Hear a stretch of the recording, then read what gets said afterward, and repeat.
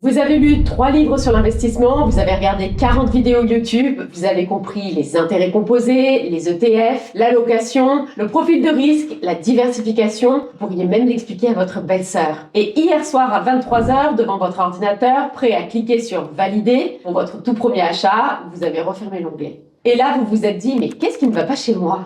Rien ne va pas chez vous. Mais il y a 4 blocages que personne ne vous a jamais nommés. Et c'est exactement à cause d'eux que vous êtes resté devant cet écran à 23h à pas cliquer. En quelques minutes, vous allez savoir lequel de ces 4 vous appartient et pourquoi tout ce que vous avez appris ne suffira jamais, tant que vous ne l'aurez pas vu. Je vais vous raconter quelque chose que j'ai vu se répéter pendant de nombreuses années. Des gens, partout, au travail, dans ma famille, parmi mes amis, des cadres, des médecins, des indépendants, peu importe le métier. Ces personnes avaient fait leur devoir. Sérieusement, elles avaient lu, comparé, pris des notes. Elles parlaient de risque de change, de fiscalité, de profil de risque avec une aisance impressionnante. Elles savaient tout ce qu'il fallait savoir. Et pourtant, je voyais bien qu'elles n'avançaient pas. Pas parce qu'elles n'avaient pas l'argent, elles l'avaient. Pas parce qu'elles ne comprenaient pas, elles comprenaient parfois mieux que beaucoup de gens autour de moi. C'était autre chose dans la façon dont elles reposaient la même question pour la 3e fois, en cherchant un détail déjà éclairci. 3 mois plus tard, toujours rien. 6 mois plus tard, toujours rien. 1 an plus tard, elles avaient lu 3 livres de plus et l'argent dormait toujours sur le même compte. J'ai mis des années à comprendre ce que je voyais. Ces personnes ne manquaient pas de connaissances. Elles en avaient trop, elles cherchaient dans la connaissance ce que la connaissance ne peut pas donner. Et soyons honnêtes 2 secondes, moi aussi, avec pas mal d'études et des années en finance, il y a des décisions où j'ai été cette personne-là. Celle qui lit encore en article, celle qui repousse. Donc si vous vous reconnaissez, vous êtes en très bonne compagnie.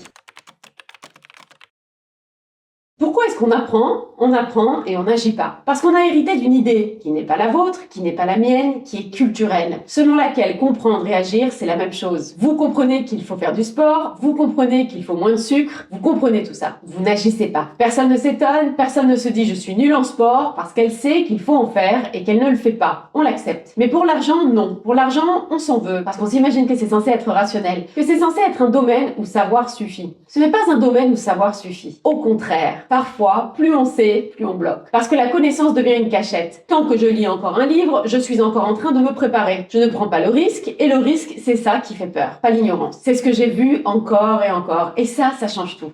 Il y a 4 blocages que j'ai vus revenir encore et encore. Ils ne se ressemblent pas. Ils se manifestent à des moments différents, mais ils ont tous le même résultat. On ne clique pas. On les prend un par un, et vous verrez où vous reconnaissez ou pas. C'est votre travail, pas le mien. Le moment où ça frappe, souvent au moment d'ouvrir le compte. On est sur le site, le formulaire est là et on se dit, est-ce que c'est la bonne banque? Est-ce que ce courtier est le meilleur? Si je signe ici, est-ce que je m'enferme dans un mauvais choix? Alors on ferme, on compare encore, on regarde encore une vidéo, on tombe sur un commentaire qui dit du mal de la plateforme qu'on a repérée et on repart à zéro. J'ai vu ces personnes souvent très diplômées, des gens qui ont l'habitude dans leur métier d'avoir la bonne réponse, la bonne dose, la bonne molécule, la bonne jurisprudence. L'investissement ne fonctionne pas comme ça. Il n'y a pas la bonne décision unique. Il y a des décisions raisonnables, prises dans le brouillard, qu'on ajuste avec le temps. Et ça, pour quelqu'un qui a construit toute sa carrière sur « il y a une bonne réponse », c'est inconfortable. Donc on repousse pour ne jamais avoir à se tromper. Le moment où ça frappe, souvent au moment du premier virement programmé. On a compris, on a choisi sa plateforme, on a décidé du montant, et là, juste avant de cliquer, on s'entend penser. Je devrais d'abord en parler à mon conjoint, ou à mon frère, ou demander à un conseiller ce qu'il en pense. On n'a pas besoin d'une information, on a l'information, on a besoin d'une permission. Et personne ne va vous la donner. J'ai vu ces personnes très souvent des femmes, pas exclusivement, mais souvent, des femmes qui géraient des équipes entières au travail, qui prenaient des décisions lourdes toute la journée et qui n'arrivaient pas à appuyer sur confirmer pour 500 francs sans demander l'avis de quelqu'un. Ce n'est pas de la dépendance, c'est plus subtil. C'est l'idée héritée que l'argent c'est sérieux et que les choses sérieuses, on consulte. On ne décide pas seul et surtout pas pour soi. Et attendez, parce que le blocage suivant, c'est celui qui frappe juste au moment où on allait vraiment le faire. Au pire moment possible. Le moment où ça frappe, au clic. Le vrai. Le fameux valider l'ordre d'achat. On a tout fait. Compte ouvert, argent transféré, le bouton est là, devant nous. Et là, le cerveau chuchote, si le marché baisse demain, et si j'achète au plus haut, et si j'attendais juste une semaine. Cette peur en finance comportementale, on l'appelle l'aversion au regret. C'est différent de la peur de perdre. C'est la peur d'avoir agi et de l'avoir regretté. Parce que si on ne clique pas et que le marché monte, on se dit tant pis. On ne souffre pas vraiment, la perte est invisible. Mais si on clique et que le marché baisse le lendemain, on le ressent physiquement. Et ça, le cerveau le sait. Et il préfère nous éviter cette douleur, même au prix des occasions manquées. Donc, on n'appuie pas. On garde le brouillon et on se dit demain matin, plus calme, j'y verrai plus clair. Demain matin, c'est la même chose. Le moment où ça frappe, souvent juste après. On a investi, on a cliqué, c'est fait. Et au lieu d'être soulagé, on ressent une vague de panique rétroactive. Et qu'est-ce que j'ai fait? Je ne suis pas le genre de personne qui investit, je n'ai pas les codes, je vais avoir l'air ridicule si ça tourne mal. C'était pas pour moi ce monde-là. Ce blocage-là, c'est le plus invisible des quatre, parce qu'il vient après l'action. Il n'empêche pas d'agir une fois, il empêche de continuer. Quelques semaines plus tard, on ferme le compte, on retire tout, on dit ce n'était pas pour moi, et l'argent retourne sur le compte épargne. On croit avoir fait un choix rationnel, on a en réalité obéi à une voix très ancienne qui disait que ces choses-là, c'est pas pour les gens comme nous. J'ai vu ces personnes aussi. Des fois, c'était une question d'origine sociale, des fois une question de genre, des fois, c'était la première personne de la famille à avoir fait des études et à toucher à l'investissement. C'était trahir quelque chose qu'elle n'arrivait même pas à nommer. Ce sentiment de légitimité, ou plutôt son absence, je l'ai vu très fortement chez les couples. C'est tout le sujet de ma vidéo sur l'argent dans le couple. Le lien est juste ici.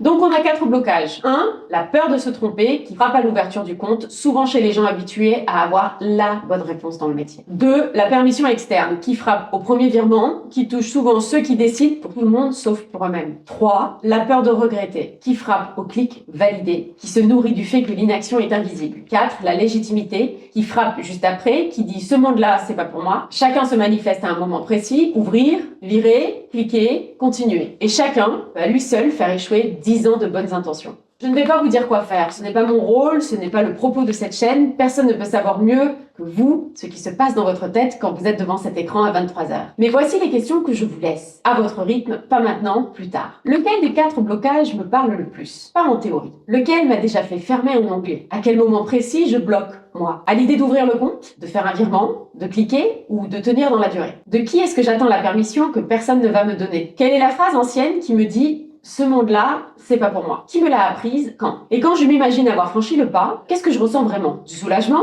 De la panique? Qu'est-ce que ça me dit? Je ne vous demande pas de répondre tout de suite. Je vous demande juste de laisser ces questions circuler. Quelques jours, quelques semaines, et de remarquer ce qui remonte.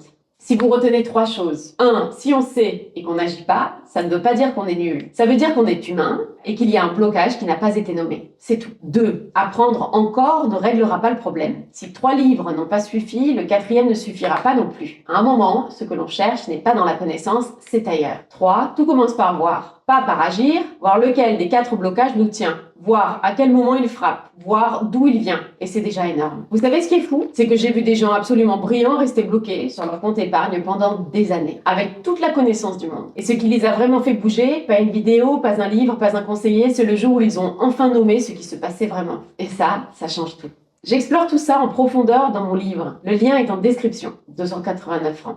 Et vous, lequel des 4 blocages vous parle le plus? 1, 2, 3 ou 4? Dites-le en commentaire. Vous allez voir, vous n'êtes pas seul avec ce numéro. Si cette vidéo vous a aidé à mettre un mot sur quelque chose d'invisible, abonnez-vous. Chaque jeudi, un concept financier expliqué simplement et expliqué humainement. Et maintenant que vous avez vu vos blocages, prochainement nous aborderons les croyances que vos parents vous ont transmises sans le vouloir. Parce que c'est souvent là que tout a commencé. À très vite.